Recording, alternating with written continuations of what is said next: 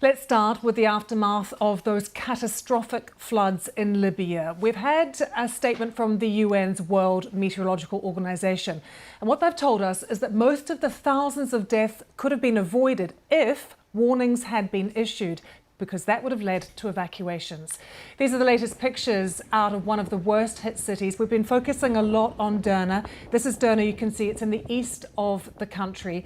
It's been very, very difficult for us to get accurate figures from Derna of the amount of people who have lost their lives there, because you can see from these drone pictures the scale of the devastation in that city. But we have had an interview with the mayor of Derna, and he has said as many as 20,000 people may have been killed there. Several of the city's districts were destroyed. It all happened when 2 dams burst on Sunday, and when that happened, this huge surge of water was released from the dams. And look at these pictures here. Entire neighbourhoods were completely flooded and submerged when those 2 dams collapsed. And the images give you just a small sense, really, of how these houses and their buildings in these neighbourhoods, some of them have been swept away, some of them just completely submerged by these torrents of water. Now, I mentioned the United Nations criticising the fact that there weren't early warning systems in place. Its meteorological branch has said it previously did attempt to assist the Libyan authorities. What they wanted to do was to try and reform the meteorological system, but these efforts have been hampered because of the insecure nature of what is happening in Libya, because of the fact that there are 2 governments operational there and the many security threats as well. And now if we have a look at this is more drone pictures that we have from over the city. They're actually higher than some of the drone pictures we've seen so far. But if you look closely, you can just see the scale of the devastation that the water has left there, that drone flying quite high over Derna. And these pictures show you just one street, and taken what you're looking at. They are from Libyan's national television channel, just on the right of screen there. You can see a bulldozer. It's managed to get into the city, brought in by locals. They're already trying to clear up some of the debris that is on the road. There is so much mud, so much that has been washed onto the streets as well. So just clearing up here is a huge endeavour for the people who are involved. But we're seeing this clearing up happening right around the city. Some close-up pictures here of bulldozers and locals trying to do what they can. I mean, look at this house. It's just staggering when you see the damage. The bulldozers going in, trying to lift up some of the wreckage, some of the cars that are on the streets as well, and all of that debris that has been washed in from the ocean as well, just coming in to the streets of Derna. Well, it's estimated that more than 1 million tonnes of water was released all at one time. Anas Al-Gamati is the director of the Sadiq Institute. It's an independent Libyan think tank, and says it's really hard to just take in the sheer scale of the flooding. Well, I think we just have to try to get to comprehend the sheer magnitude of the force of what just happened. This was no ordinary flood, as your images now are showing. The magnitude of the force of the millions of cubic meters that gushed out from that dam with the same force, maybe 100 terajoules are early estimates, that would be higher than the force of the bomb that hit Nagasaki in the Second World War. That's why it looks like a meteor strike. It looks like an atomic bomb has gone off in the city, and that's why it's ravaged so much of the city's infrastructure, taking entire homes and apartment blocks away. And that should give us an idea. I mean, the world needs to comprehend the idea of the magnitude of effort that now needs to go into rebuilding Derna and trying to recover those that are still missing, because they've been left to live amongst the elements. I mean, even the displaced, the 30,000 to 40,000, which could be up to half of the population of Derna, are now facing the elements 4 days after this. This is going to be of a magnitude that we still don't understand, because the effects are still trickling down.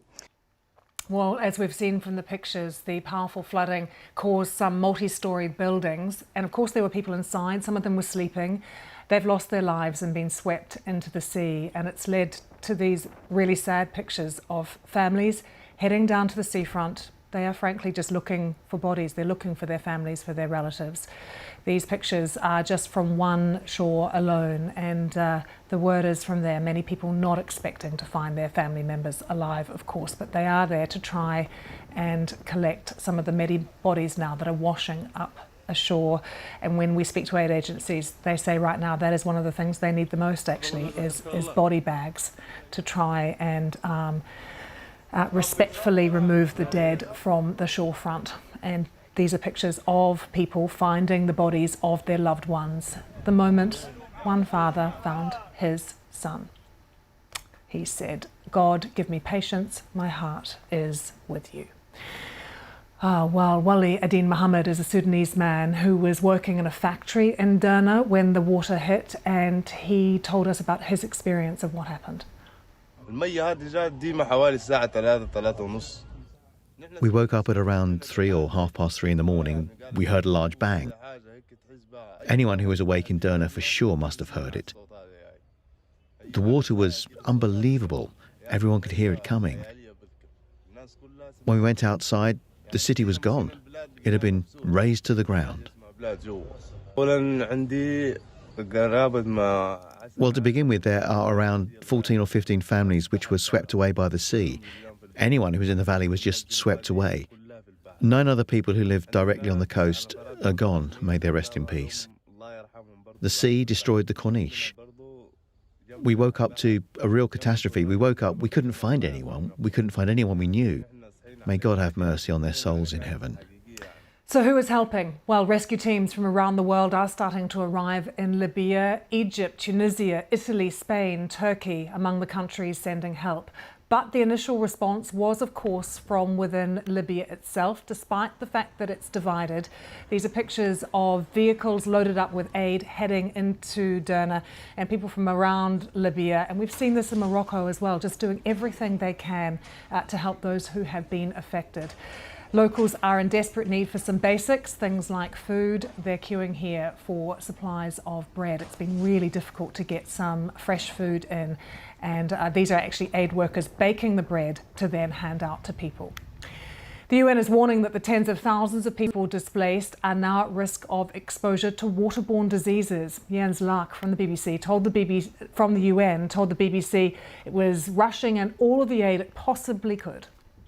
It is another grim morning in that area where, as we hear, people devastated by their loss, trying to bury their dead, finding those who are missing or have survived, or maybe caught in crevices in collapsed buildings. So it's absolutely a devastating disaster, and our heart really goes out to the people. We are rushing in all the aid and all the people we possibly can at the moment. It's really all hands on deck. We are sending in a particular specialized relief team who is going to work with responders on the ground to help with the coordination of the lot of work that lies ahead. Because focus right now is, of course, for us and for the rest of the international community to come to the aid of people who are there in the coming days, the coming weeks, and most likely in the months ahead.